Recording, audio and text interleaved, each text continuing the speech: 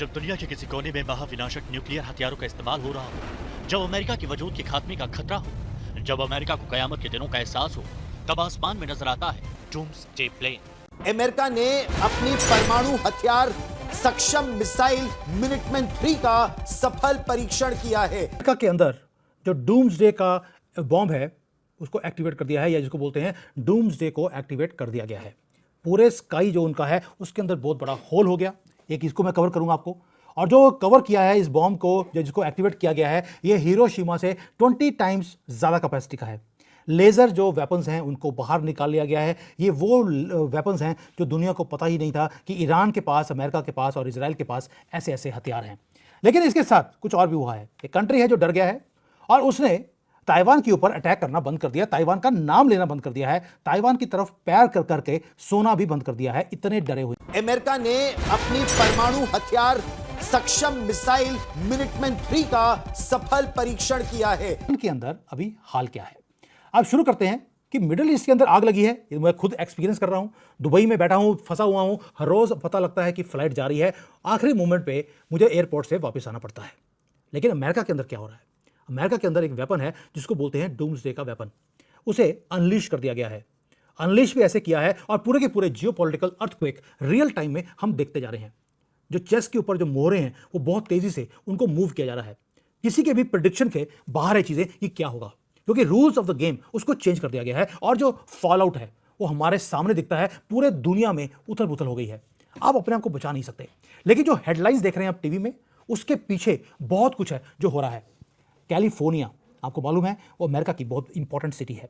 Pacific ये जो है, वहाँ पर जो पैसिफिक ओशन है उसके पास ये कैलिफोर्निया है। वहाँ पर स्काई के अंदर जो स्काई है उसको टीयर ओपन कर दिया गया यूनाइटेड स्टेट्स की तरफ से अपने आप। उन्होंने फायर किया एक मिसाइल को जिसका नाम है मिनिटमैन 3। ये इंटर बैलिस्टिक मिसाइल है, ICBM जिसको बोलते हैं, और इसका नाम दिया है डूम्सडे वेपन, क्योंकि मैं पहले बताया आपको हिरोशिमा में जो बॉम्ब गिरा गया था उससे 20 गुना ज़्यादा इसकी कैपेसिटी है। ये जो बॉम्ब है, आपको लगेगा यार युद्ध चल रहा है, उसके बीच में ये टेस्ट क्यों कर रहे हैं इस बॉम्ब को? कई बार मैसेजिंग देनी ज़रूरी होती है। मैसेजिंग किसको दी जा रही है? ईरान को, रशिया को, चाइना को, कि हमारे पास ये चीज़ें हैं। जय हिंद, नमस्कार। मैं अंबर जैदी स्वागत करती हूँ आप सबका एक बार फिर से आज के इस लाइव सेशन में। और एक बार फिर से मेरे साथ बहुत बहुत धन्यवाद नंबर जी, thank you so much. Thank you sir. Sir, हम जानते हैं कि वेस्ट एशिया में जिस तरह के हालात बने हुए हैं और दुनिया कहीं ना कहीं ऐसा लग रहा है कि एक डेंजरस न्यूक्लियर क्रॉस रोड की तरफ ले जाते हुए ये पूरा रीजन नजर आ रहा है, क्योंकि एक तरफ अमेरिका ने अपना जो न्यूक्लियर केपेबल डूम्सडे मिसाइल मिनिटमैन 3 है उसका टेस्ट किया, और दूसरी तरफ अगर ईरान की बात करें तो वो भी लगातार जो मिसाइल बैराजेस हैं वो लॉन्च कर रहा है। सर, यहाँ पर सवाल ये निकल कर आता है कि क्या दुनिया एक और न्यूक्लियर एरा की तरफ खड़ी है जिस तरह से थ्रेट्स नजर आ रहे हैं? आप इस पूरी जो एस्केलेशन है ईरान वर्सेस यूएस इजराइल, आप इसको किधर जाते हुए देख रहे हैं और कितना लंबा चलने वाला है? क्या इसका अंत न्यूक्लियर उसके तौर पर होगा? बहुत बहुत धन्यवाद नंबर जी। और होली के बाद में ये पहला पॉडकास्ट है, तो सभी दर्शकों को होली की शुभकामनाएं। और जहाँ तक आपने इस युद्ध की बात की है, तो युद्ध जो है वो मुझे ऐसा लग नहीं रहा है कि बहुत जल्दी खत्म हो जाएगा। अगर क्लासिकल युद्ध है वो जल्दी खत्म हो सकता है, लेकिन उसके बाद में जो युद्ध के जो फॉलोआउट्स हैं, यानी non state actors, lone wolf attack, isolated terrorist attacks, ये मुझे बढ़ते हुए नजर आ रहे हैं। तो एक तरीके से अमेरिका ने दुश्मनी मोल ली है इस समय ईरान के साथ में। और देखिए, ईरान जो है वो ऐसा देश नहीं है जो कि इस दुश्मनी को भूल जाएगा। तो ये दुश्मनी लंबी चलेगी। मुझे खतरा इस बात का दिख रहा है कि अभी तक केवल हिजबुल्लाह एक्टिवेट हुआ है, अभी हूती और हमास जो है वो बैठे हुए हैं। हमास को ये मत मानिए कि हमास खत्म हो चुका है, हमास में अभी भी जान है। तो एक पोटेंट एनिमी जो है वो आपके पास में तैयार खड़ा है। अगर आप कन्वेंशनली ईरान को दबा देते हैं, जो कि आसान नहीं है, जिस तरीके से इस ईरान रिटेलिएट कर रहा है और ईरान हल्ला बोल रहा है, इकोनॉमिकली वायबल नहीं रहेगा यूएस के साथ इसको आगे बढ़ाना। ये प्रॉब्लम भी यूएस को फेस करनी पड़ेगी। 12 डे वॉर आपको ध्यान होगा जो कि ईरान और इजराइल के बीच में हुआ था, उसमें इजराइल ने करीब $50 बिलियन का घाटा सहन किया था। 12 दिन में 50 बिलियन। आप देखिए 7 दिन हो चुके हैं यहाँ पर, तो मान के चलिए कुछ नहीं तो 20 बिलियन 22 बिलियन जो है अभी नीचे हो चुका होगा नुकसान जो है इतना। अगर उसी एवरेज से चलेंगे हम, एवरेज इस समय केवल इजराइल का नहीं हुआ है, एवरेज यूएस का भी बहुत हुआ है। क्योंकि ये अभी तक पूरा खुल के आ नहीं रहा है कि यूएस के लॉसेस क्या हैं। अभी एक सिंपल सी चीज़ है, जॉर्डन में एक सॉल्टी एयरबेस है, उसमें इन्होंने थाड के एक ट्रांसपोर्टेबल रडार को उड़ा दिया।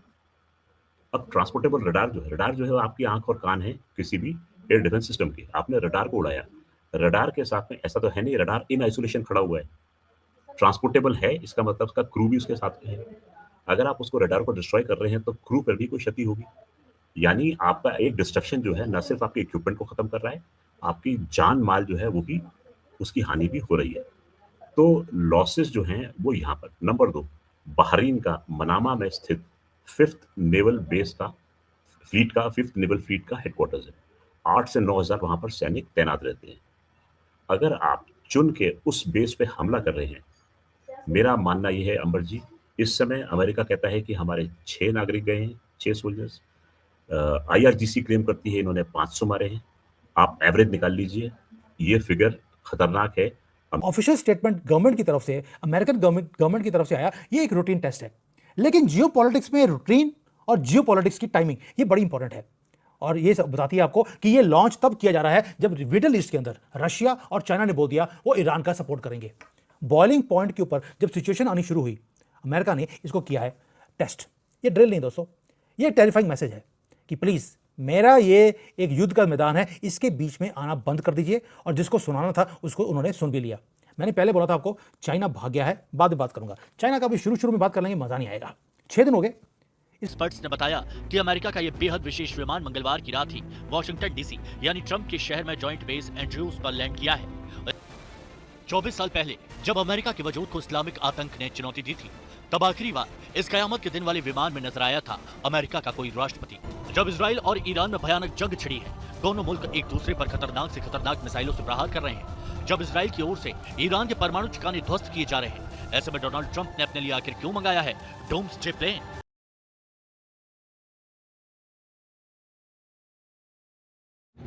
अमेरिका ने हाल में ही परमाणु क्षमता वाले डूम्सडे मिसाइल का सफल परीक्षण किया है। इस मिसाइल का नाम मिनिटम थर्ड है, जिसे दुनिया सबसे शक्तिशाली मानती है। मिसाइलों में से एक माना जाता है। यह परीक्षण अमेरिका के कैलिफोर्निया स्थित से किया गया है। अमेरिकी वायुसेना ने अनुसार यह मिसाइल बिना परमाणु हथियार के परीक्षण के लिए लॉन्च की गई थी और इसने हजारों किलोमीटर तक दूरी तय करते हुए प्रशांत महासागर में अपना तय लक्ष्य सफलतापूर्वक भेदा।